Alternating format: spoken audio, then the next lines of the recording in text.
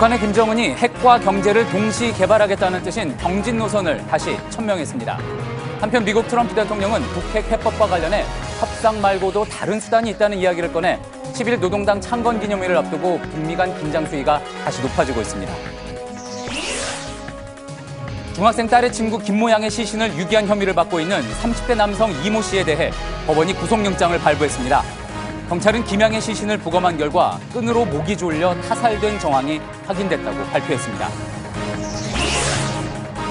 민병주 전 국정원 심리전 단장이 검찰 조사에서 원세훈 전 원장의 지시로 추선희 어버이연합 사무총장을 만났다는 진술을 한 걸로 확인됐습니다. 추 사무총장의 자필 서명이 담긴 영수증 등 물증을 확보한 검찰은 조만간 추 씨에 대해 구속영장을 청구할 방침입니다. 오늘 하루 인천공항을 통한 입국자 수가 11만 6천여 명으로 개항 이래 최대치를 기록할 전망입니다. 막바지 연휴를 즐기려는 여행객들이 몰리면서 전국 도로와 유명 관광지는 차와 사람들로 붐볐습니다. 긴 추석 연휴 동안 성형외과나 피부과에 환자들이 몰리는 가운데 소셜 커머스에서 파는 진료 할인 상품에 대한 소비자 불만이 커지고 있습니다. 불법 과장 광고가 적발이 돼도 대부분 행정지도에 그치는 등 처벌에 허점이 많다는 지적입니다. JTBC 뉴스룸 지금 시작합니다. 수소, 우주의 75%. 그 무한한 수소로 자동차를 달리게 하다. 현대자동차. 북한이 오는 10일 당 창건 72주년을 앞두고 노동당 전원회의를 어제 열었습니다. 김정은은 이 자리에서 이른바 병진 노선을 재천명했다고 오늘 북한 매체들이 보도했습니다. 핵 개발과 경제 건설, 둘 중 어느 것도 포기하지 않겠다는 겁니다. 그런가 하면 트럼프 미국 대통령은 북한과의 합의가 효과가 없었다면서도 한 가지는 효과가 있을 것이라고 했습니다. 군사력을 쓰게 될 가능성을 시사한 것으로 보입니다. 북한의 추가 도발 가능성이 제기되는 노동당 창건 기념일이 이틀 앞으로 다가온 가운데 북미 간 긴장이 계속 높아지고 있습니다. 먼저 안익은 기자입니다. 노동당 제7기 2차 전원회의에서 김정은이 핵과 경제 건설의 병진 노선을 또다시 강조했다고 조선중앙TV가 보도했습니다. 경제 건설과 핵무력 건설의 병진 노선을 틀어쥐고 주체의 사회주의 한계를 따라 힘차게 전진하여 온 것이 천만 번 옳았으며 앞으로도 변함없이 이 길로 나가야 한다는 데 국제사회의 대북 제재가 갈수록 강화되고 있지만 김정은이 직접 나서 병진 노선의 타당성을 재확인하고 핵과 미사일 기술 개발은 결코 포기할 수 없는 목표란 점을 다시 한번 분명히 한 겁니다. 당 중앙위원회 전원회의는 당대회 사이 중요 사안을 결정하는 회의인데 이번 회의 개최는 지난해 5월 이후 17개월 만입니다. 이 자리에서 김정은은 또 대북 제재에 맞서는 자력 갱생과 이를 위한 과학기술 개발도 주문했습니다. 중국과의 교역이 줄어들어 경제적 고립이 심각해진 가운데서도 석탄 액화 기술 등 과학의 힘으로 난국을 극복해 나가겠다는 의지를 밝힌 걸로 해석됩니다. 북한은 오늘은 김정일 총비서 추대 20주년을 맞아 평양 김일성 광장에서 중앙 경축대회를 열고 반미 총궐기와 병진 노선 관철을 다짐했습니다. 이런 가운데 유엔 주재 북한 대표는 지난 6일 유엔 총회 제1위원회 연설에서 가까운 몇 해 안에 더욱 완성된 지구 관측 위성들과 정지 위성을 쏘아 올릴 것이라고 말했다고 북한 매체가 보도했습니다. JTBC 안의근입니다. 정말 북한이 이틀 뒤인 노동당 창건 기념일에 도발을 할 것인지 또 도발을 한다면 어떤 형태가 될 건지 한미 군사당국이 촉각을 곤두세우고 있습니다. 앞서 북한은 러시아 의원들에게 미국 서부연안 타격 가능성을 이야기한 바가 있어 신형 ICBM을 쏠지 모른다는 관측도 나오고 있습니다. 김민관 기자입니다. 북한은 지난 2일 러시아 하원 의원 일행에게 미국 서부 해안을 타격할 수 있다며 수학적 계산을 제시한 걸로 알려졌습니다. 전문가들은 이게 빈말이 아닐 수 있다고 경고합니다. 허풍이라고 보이지는 않고요. 러시아의 어떤 그 사람들을 통해 가지고 이런 말을 흘림으로 해서 그러한 자신들이 행동으로 보여줄 수 있다는 어떤 충분한 의지의 표현이. 북한에서 미국 서부 해안까진 8,000km지만 주요 도시들은 9,000km가 넘습니다. 때문에 사거리 8,000km대로 추정되는 화성 14형 외에 이번엔 화성 13형을 쏠 가능성도 제기됩니다. 그동안 북한은 화성 14명을 발사하지 않은 채 사거리가 12,000km에 이른다고 주장해왔습니다. 이렇게 새 ICBM 발사 가능성까지 제기되면서 한미 군 당국은 대북 감시 태세를 더욱 조이고 있습니다. 하늘엔 주한미군의 U2S 고공전략 정찰기 등을, 동해상엔 이지스 구축함 등을 배치해둔 상태입니다. 군 당국은 북한이 늦어도 오는 중국 당대회가 열리는 18일 전후론 추가 도발을 감행할 걸로 보고 촉각을 곤두세우고 있습니다. JTBC 김민관입니다. 북한 매체들은 어제 열린 북한 노동당 중앙위 전원회의에서 김정은의 여동생 김여정이 정치국 후보위원으로 선출됐다고 보도했습니다. 김여정은 이로써 지난해 5월 중앙위원으로 이름을 올린 지 17개월 만에 당 정치국 간부대열에 합류하며 초고속 승진을 이어가게 됐습니다. 또 이번 전원회의에선 최용해가 중앙군사위원으로 재선출됐고 당 중앙위원회 부장으로도 중용된 걸로 확인됐습니다. 얼마 전 유엔에서 미국을 비판하는 연설을 했던 이용호 외무상도 정치국 위원으로 새롭게 합류했습니다. 분노와 화염, 완전 파괴, 해야 할 일을 할 것. 그동안 트럼프 미국 대통령이 북한을 겨냥해 쏟아낸 군사 옵션 암시 발언입니다. 사흘 전에는 폭풍전 고요라는 이야기를 했고 또 이번에는 단 한 가지 수단이 북한에게 효과가 있을 것이라고 또 이야기했습니다. 정혜성 기자입니다. 트럼프 대통령은 트위터를 통해 대북 강경 발언을 이어갔습니다. 트럼프 대통령은 25년간 북한과 대화했고 막대한 돈이 들어갔지만 결국 효과는 없었다며 대화 무용론을 주장했습니다. 다만 북한에겐 단 한 가지 수단은 효과가 있을 것이라고 했습니다. 한 가지 수단의 구체적인 의미는 밝히지 않았습니다.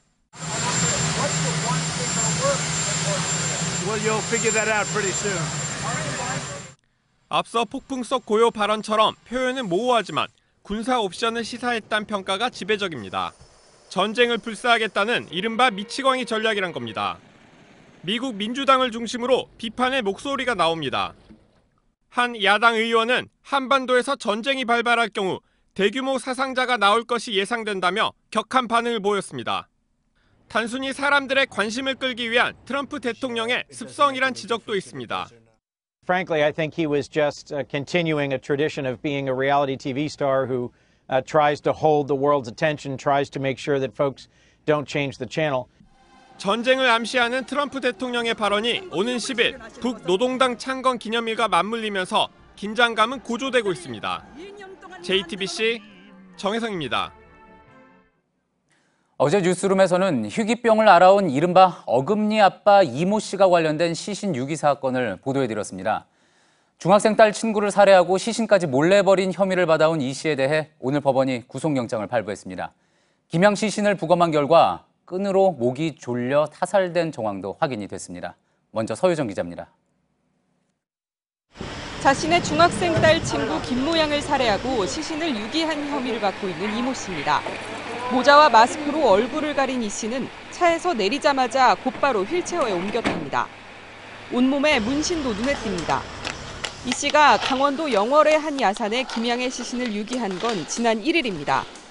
이 씨는 나흘 뒤인 지난 5일 서울 도봉구의 한 빌라에서 체포됐습니다. 수면제를 과다 복용해 의식을 잃은 상태였습니다. 이 씨는 경찰 조사에서 김양의 시신 유기는 인정했지만 살인 혐의는 부인해왔습니다. 김양이 자신이 자살하려고 사둔 약을 먹고 숨졌다는 겁니다. 하지만 경찰은 오늘 김양에게서 타살 정황이 확인됐다고 발표했습니다. 부검 결과 목을 졸려 사망한 흔적이 발견된 겁니다. 특히 이 씨는 시신을 유기하는 과정에서 지인인 박모 씨의 차로 바꿔 타는 치밀함도 보였습니다.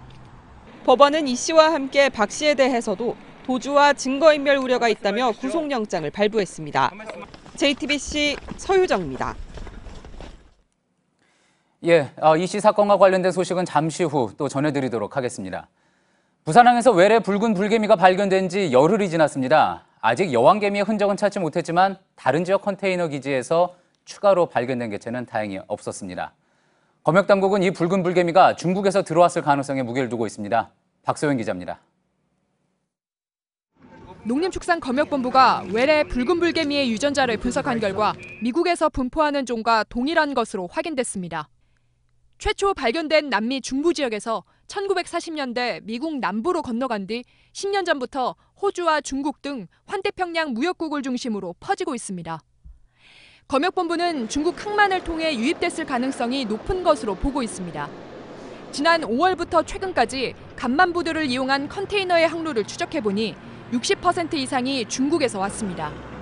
최근 일본에서 발견된 붉은 불개미도 대부분 중국에서 유입됐습니다. 하지만 붉은 불개미의 유입 경로 등의 역학조사는 장기화될 가능성이 커지고 있습니다. 일본과 달리 컨테이너가 아닌 야적지에서 발견됐기 때문입니다. 언제 어디서 출발한 컨테이너에 묻어 들어온 건지 특정할 수 없기 때문에 경로 추적이 그만큼 어렵습니다. 한편 경기 의왕과 경남 양산의 내륙 컨테이너 기지에서도 붉은 불개미의 흔적을 찾지 못했습니다. 검역본부는 내일 부산항 간만부두에서 정밀 조사를 다시 실시해 방역 상황을 최종 점검할 계획입니다. JTBC 박수윤입니다. 예, 앞서 중학생 시신 유기 사건과 관련해 어금니 아빠 이모 씨에 대한 구속영장 발부됐다는 소식 전해드렸습니다.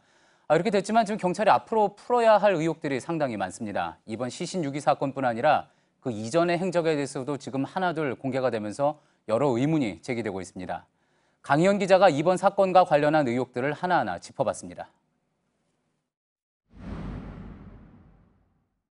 지난달 30일 오후 12시 2분 이모 씨의 딸 이양이 통화를 하며 집을 나섭니다.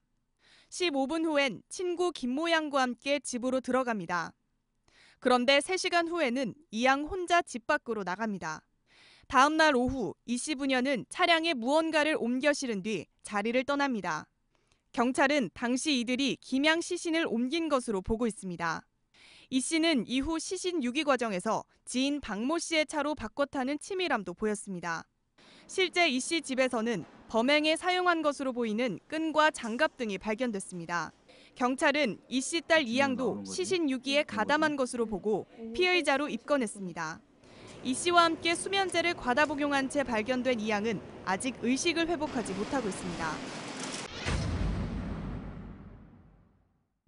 이 씨의 부인 최모 씨가 투신한 건 지난달 6일 새벽입니다. 그런데 하루 뒤인 7일, 이 씨는 부인의 죽음에 대해 JTBC에 제보했습니다. 부인이 지난 8년 동안 자신의 의붓아버지에게 성폭행을 당했고 모멸감에 자살했다고 주장한 겁니다. 자살 직전엔 부인이 자신과 딸에게 마지막 식사를 차려줬다고도 밝혔습니다.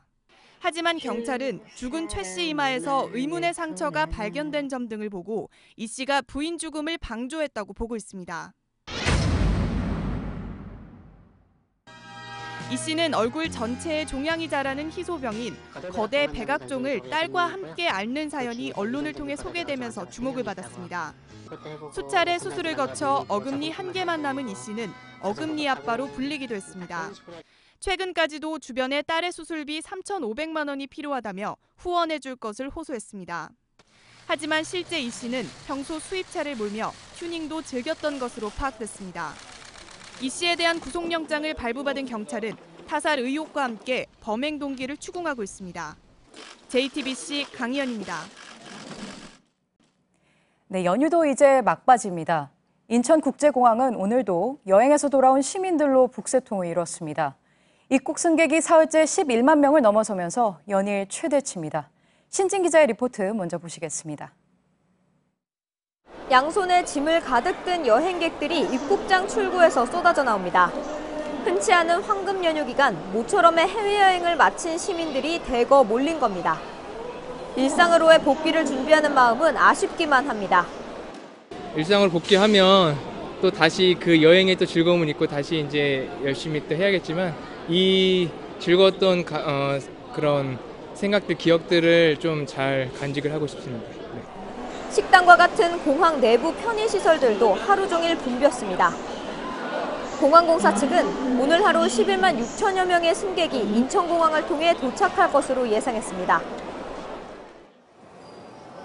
네, 11만 6천여 명은 개항일에 하루 동안 도착 승객 수 중 가장 많은 수준입니다.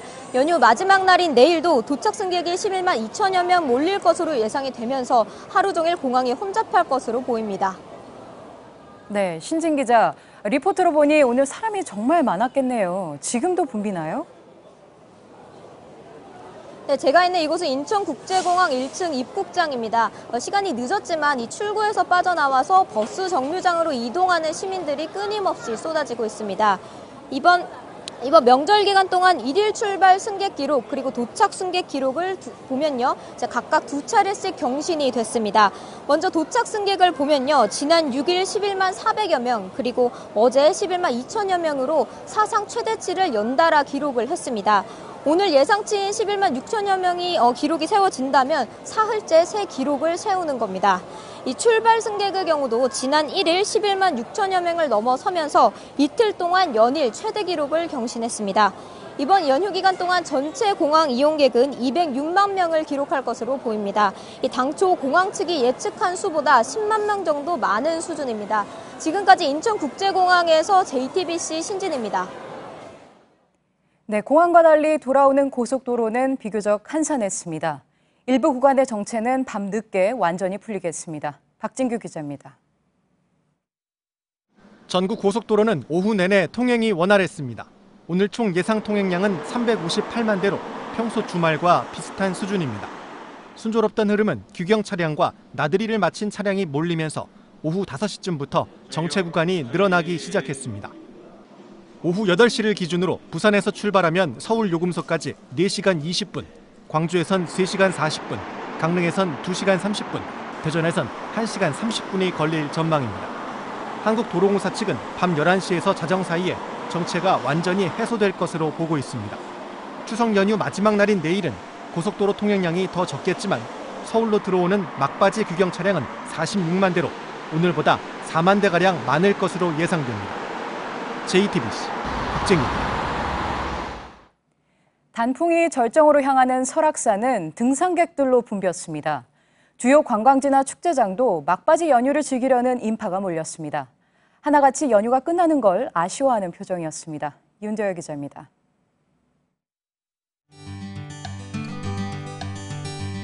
설악산 능선이 울긋불긋 아름답게 물들고 있습니다. 색색 단풍에 등산객들의 마음도 설렙니다. 연휴가 길어가지고 집에만 많이 있었는데 그래도 이렇게 연휴 끝자락에 와가지고 공기도 좋고 다람쥐도 많고 해서 너무 좋았어요. 오늘만 4만여 명, 연휴 기간 동안 27만여 명이 설악산을 찾아 가을의 정취를 만끽했습니다. 평소 5분 걸리던 설악산 진입로 구간이 2시간이 걸리는 등 극심한 교통정체가 빚어졌습니다. 바다에서는 새우가 제철을 만났습니다. 빨갛게 익어가는 새우를 먹으러 먼 길을 온 관광객들의 손길이 분주합니다.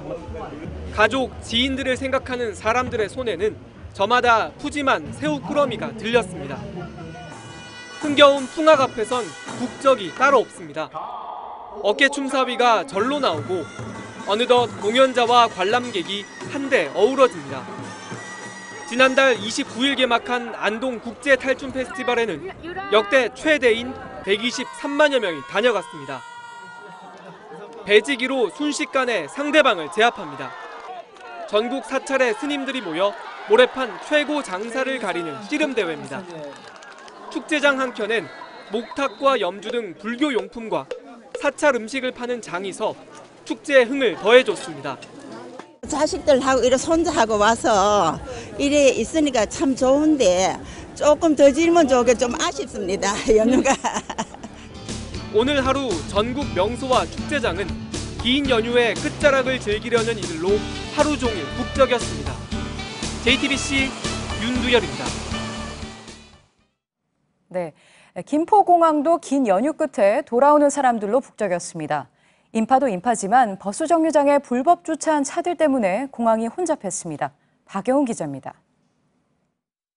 제가 서 있는 곳은 김포공항 국내선 1층입니다. 보시는 것처럼 이곳은 버스 정류장인데요. 이 뒤쪽으로 길게 늘어서 있는 불법 주차된 차량들로 인해서 큰 혼잡을 빚고 있습니다. 공항 곳곳에 단속을 알리는 표지판이 있지만 신경 쓰지 않습니다. 주차 단속 차량이 와도 아랑곳하지 않고 자리를 지킵니다. 아예 찻길 한가운데 차를 세우고 사람을 태우기도 합니다. 불법 주차했던 차를 빼다가 공항공사의 주차 단속 차량과 부딪힐 뻔했는데 오히려 상향등을 켜며 항의합니다. 정류장을 빼앗긴 버스는 고개 운전으로 손님을 태우고 내립니다. 항공사 승무원들도 도로 한가운데서 짐을 내려야 했습니다. 버스를 타고 내릴 때 많이 아슬아슬하고 위험했던 순간들이 많고 실제로 보기에도 많이 위험해 보입니다. 주차 대행 업체들까지 불법 주차를 하면서 공항 주변은 엉망이 됐습니다. 공항공사가 단속을 하고는 있지만 처벌 권한이 없기 때문에 불법 주차를 막기 어렵습니다. 공항 이용객들의 안전을 위해 경찰과 구청에서 적극적으로 나서야 한다는 목소리가 높습니다. JTBC 박영호입니다.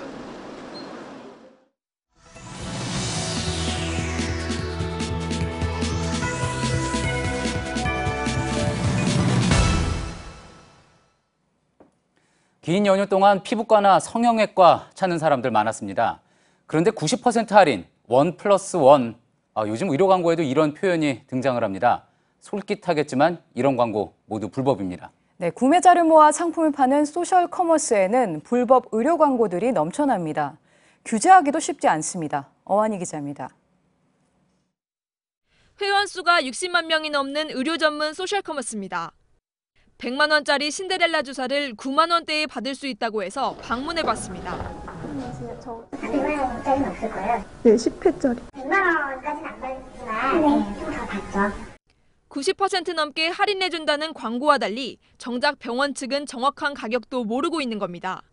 이 병원은 소셜 커머스를 통하지 않으면 외래 환자가 시술을 받을 수 없는 구조입니다. 네, 여기서 결제하는데 거기서 하는 게 원칙이에요. 40만 원짜리 보톡스 주사를 75% 할인해준다는 소셜 커머스를 보고 찾아간 또 다른 병원입니다. 1일 기사비요. 3일 정도 선생님이 좀 주세요. 광주는 뭐 15%. 복지부는 50% 이상 할인을 할 경우 의료법상 금지된 환자 유인 행위에 해당한다고 보고 단속하고 있습니다. 블로그 광고나 이런 거 보면은 다 그런 식으로 광고를 하거든요. 독창적으로 처음부터 했던 건 아니고요. 하지만 환자에게 직접 접근하는 등 특정 행위가 없다면 유인 및 알선 입증이 어려워 이 같은 불법 광고들은 끊이지 않고 있습니다. JTBC 어환입니다. 물론 규제가 아예 없는 건 아닙니다. 소셜 커머스 같은 곳에 과장 광고를 올리는 병원들은 현행 의료법상 처벌을 받게 돼 있습니다. 하지만 대부분 행정 지도에 그치고 있습니다. 그렇다 보니 단속 효과는 크지 않았습니다. 윤정식 기자입니다. 지난 8월 정부는 과도한 가격 할인 등 과장 광고를 한 의료기관 318곳을 적발했다고 발표했습니다. 취재진이 방문한 병원들도 불법 의료 광고로 적발된 곳들입니다. 그런데 이러한 광고들은 적발 뒤에도 똑같이 사용되고 있습니다. 심지어 복지부가 불법 사례로 제시한 광고가 소셜커머스 페이지에 그대로 걸려 있기도 합니다. 최근 3년간 복지부는 과장 및 허위 의료 광고 점검을 4차례 벌였습니다. 총 705곳이 적발됐는데 이 중 절반 이상이 행정지도만 받았고 30%는 아무 조치도 받지 않고 넘어갔습니다. 이러다 보니 2차례 이상 중복 적발된 병원이 70곳이나 됩니다. 두더지 게임 같은 게 있어요. 모니터링할 때까지만 해도 이런 사례들이 있었는데 내려버리는 거죠. 정부가 한꺼번에 적발하고 처분은 관할 보건소 등 지자체에 맡기다 보니 적절한 처분 시기를 놓치게 된다는 겁니다. 업무 정지, 자격 정지 등 처분 조항이 의료법에 명시돼 있지만 2015년 이후 2건밖에 이뤄지지 않은 이유입니다. 일각에서는 의료 광고의 경우 병원 단체에서라도 사전에 걸러주는 제도가 필요하다는 목소리가 나오고 있습니다. JTBC 윤정식입니다. 이명박 정부 국정원 여론조작 사건 수사 속보입니다. 민병주 전 국정원 심리전단장이 검찰 조사에서 원세훈 전 원장의 특별 지시로 추선희 어버이연합 사무총장을 만났다고 진술한 걸로 JTBC 취재 결과 확인됐습니다. 또 민 전 단장은 그동안 추 씨 주장과는 달리 추 씨도 국정원 지원 사실을 알고 있었다는 취지의 진술을 한 걸로 취재가 됐습니다. 검찰은 이번 주 초 추 씨에 대해 구속영장을 청구할 방침입니다. 임지수 기자의 보도입니다.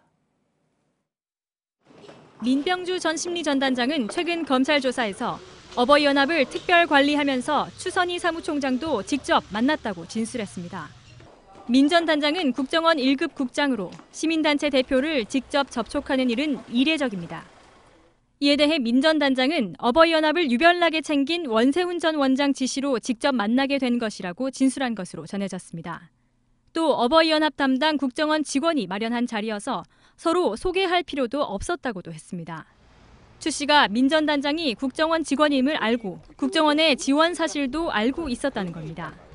앞서 추 씨는 민 전 단장과 만나 지원을 받았다면서도 국정원이 아닌 중소기업 사람인 줄 알았다고 검찰에서 주장했습니다. 검찰은 민 전 단장의 진술과 함께 최근 국정원으로부터 추 씨의 자필 서명 등이 담긴 영수증도 확보했습니다. 또 추 씨 본인과 관계자 계좌를 추적해 국정원과의 연관성을 입증할 증거도 갖고 있는 것으로 알려졌습니다. 검찰은 이번 주 초 추 씨를 다시 불러 조사한 뒤 구속영장을 청구할 계획입니다. JTBC 임지수입니다. 이뿐 아니라 이명박 정부 시절 국정원은 한 보수단체를 앞세워 김대중 전 대통령의 노벨 평화상을 취소시키고자 한 정황도 검찰 수사 결과 드러났습니다. 이 단체는 서거 당일 김 전 대통령을 비난하는 논평을 내고 또 서거 일주기엔 고인을 비난하는 광고를 일간지에 싣기도 했습니다. 김필준 기자입니다. 한 보수단체가 지난 2010년 8월 18일 한 일간지에 실은 광고입니다. 김대중 전 대통령의 유산에서 벗어나자며 김 전 대통령이 지역 감정을 정치적으로 이용하고 대한민국의 정체성을 훼손했다고 쓰여 있습니다. 이날은 김 전 대통령 서거 일주기였습니다. 이 단체는 김 전 대통령 서거 당일에도 같은 취지의 논평을 냈습니다. 검찰은 이 단체가 김 전 대통령의 노벨상 취소를 위해 국정원과 모의를 한 사실도 확인했습니다. 김 전 대통령 서거 이후 보수단체 대표 최모 씨와 국정원 심리전단 직원이 주고받은 이메일에 노르웨이 노벨위원회에 김 전 대통령의 노벨상 취소를 위한 청원서를 보내는 걸 상의하는 내용이 담겨 있었습니다. 이 단체는 앞서 국정원의 지시로 사법부가 좌편향적이라고 주장하며 이영훈 당시 대법원장의 사퇴를 촉구하는 광고를 낸 혐의도 받고 있습니다.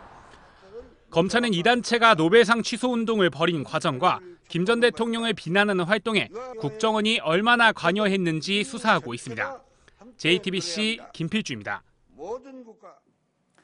박근혜 전 대통령이 구속 수감된 지 6개월이 지났습니다. 그런데 수감 기간 동안 하루 한 번 이상 변호사를 접견했고 구치소장 면담도 12차례 한 걸로 확인이 됐습니다. 일반 수용자가 받을 수 없는 특혜 아니냐는 지적이 나옵니다. 조익신 기자입니다. 박근혜 전 대통령은 지난 3월 31일 구속돼 6개월 넘게 수감 생활 중입니다. 그런데 정의당 노회찬 의원이 받은 법무부 자료에 따르면 박 전 대통령은 지난 8월 24일을 기준으로 수감 147일 동안 변호인 접견을 모두 148차례 한 것으로 확인됐습니다. 하루에 한 번꼴로 접견을 나온 겁니다. 변호인 접견은 수용자 모두에게 보장된 권리입니다. 다만 일반 수용자의 경우 매일 변호인을 부르려면 큰 비용을 지불해야 합니다. 또 박 전 대통령은 147일 동안 24차례 구치소 관계자와 면담을 한 것으로 집계됐습니다. 그런데 이 가운데 절반인 12번이 서울구치소장 직접 면담이었습니다.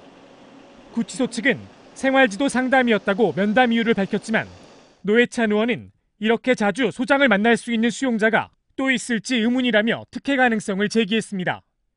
이에 대해 법무부는 전직 대통령 신분을 고려한 관리라며 법령을 위반한 특혜는 아니라는 입장을 내놨습니다. JTBC 조유신입니다. 대통령의 아들, 대통령 아들의 친구, 대통령의 형, 그리고 대통령의 비선 실세까지 이런 권력형 비리 사건에 대한 수사는 검찰의 힘을 보여주는 어떤 상징이었습니다. 지금은 사라진 대검찰청 중앙수사부, 일명 중수부가 검찰의 꽃으로 불렸던 것도 그런 이유에서였죠. 하지만 이런 강력한 힘은 부작용을 낳았습니다. 그래서 이 권한을 쪼개야 한다는 목소리가 계속 나왔습니다. 그래서 그 대안으로 제시된 게 바로 공직자범죄수사처, 공수처를 만드는 겁니다. 지금 법무부 검찰개혁위원회에서는 최대 122명 규모의 공수처를 만들자는 초안을 내놓고 늦어도 다음 달까지 통과시키겠다는 계획입니다. 하지만 검찰 내부의 반발, 또 새로운 권력기관이 될 수 있다는 우려 등 풀어야 할 과제가 많은데 정원석 기자가 보도합니다.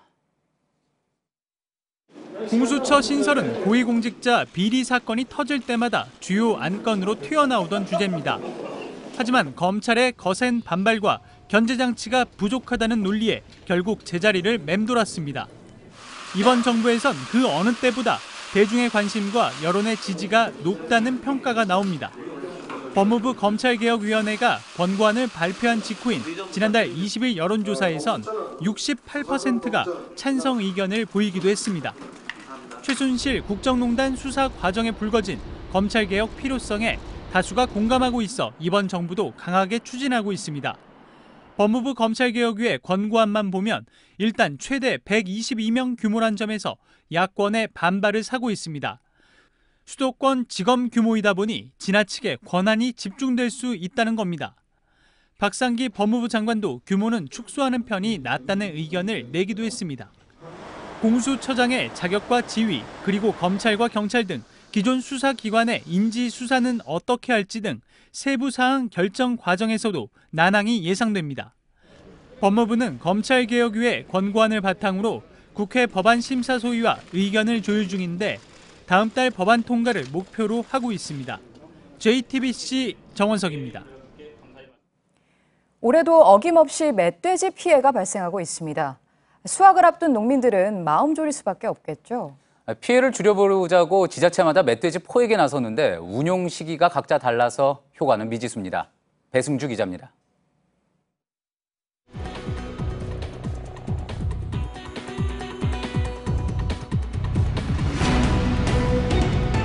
부산 금정산 일대를 사냥개들이 샅샅이 훑습니다. 얼마 지나지 않아 곳곳에서 멧돼지 흔적이 발견됩니다. 저 위에가 돼지 잠자리니까 요 근처에 돼지가 있을 수 있습니다. 인근 민가에는 최근 들어 거의 매일 출몰했습니다. 개가 짖을 때에는 저희가 바깥을 전혀 나가지를 못해 무서워가지고. 부산에선 지난해부터 올 4월까지 350마리가 넘는 멧돼지가 포획됐습니다. 이후 반년 가까이 뜸했다 최근 다시 나타났습니다. 인근 울산과 경남 양산에서 쫓겨온 것으로 추정됩니다. 그쪽에서 지금 유해 주소를 시작을 하고 있으니까 총소리를 내고 하니까 얘들이 갈 데가 없으니까 이제 금정산 이쪽으로 해가 밀려오는 겁니다. 지리산권인 전남북과 경남북 지역도 사정은 비슷합니다. 경상북도는 올 초 구미와 김천 등 7개 시군을 광역순환 수렵장으로 지정했습니다. 그런데 여기서 제외된 구미시 임천리 일대로 멧돼지들이 몰리고 있습니다. 육지에서 대대적인 소탕 작전이 벌어지자 바다를 헤엄쳐 섬으로 건너오는 경우도 생겼습니다. 야밤에 민가를 피해서 섬하고 가까운 사이로 지금 수용을 해서 아주 썰물 때 건너오고 있습니다. 이 때문에 각 지자체들이 멧돼지 포획 운영 시기를 어느 정도 맞춰야 제대로 된 퇴치 효과가 나타날 것으로 보입니다. JTBC 배승주입니다. 이렇게 멧돼지를 잡느라 안간힘을 쏟는데 다른 한편에서는 포상금만 노리기도 합니다.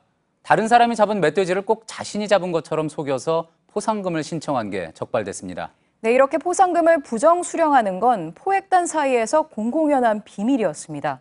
경찰은 수사에 착수했습니다. 구석찬 기자입니다. 부산시 유해조수 기동포획단 소속 60살 김모 씨의 멧돼지 포획 사진입니다.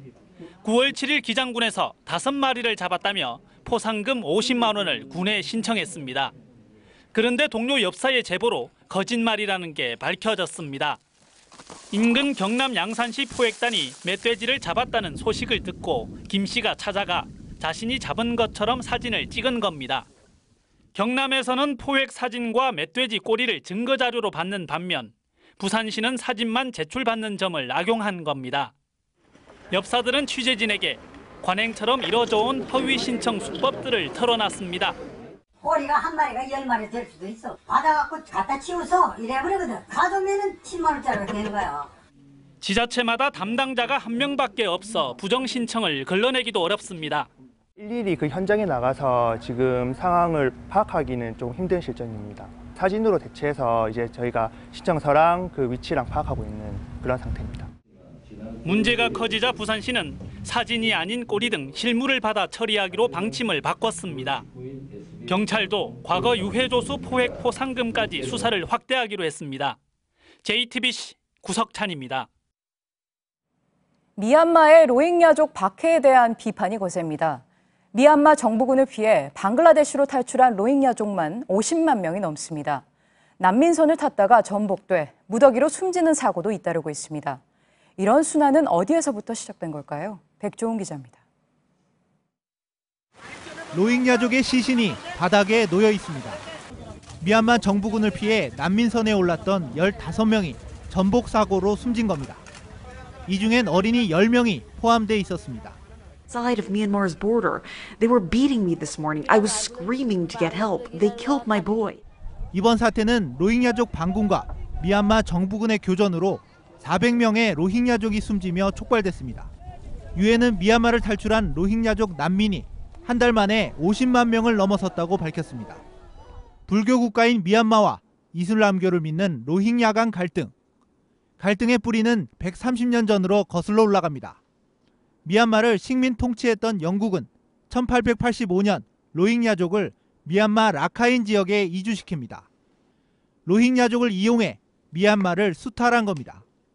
1948년 미얀마가 독립하자 미얀마 주류 바마르인이 반대로 로힝야족을 수탈했고 유혈 사태가 이어졌습니다.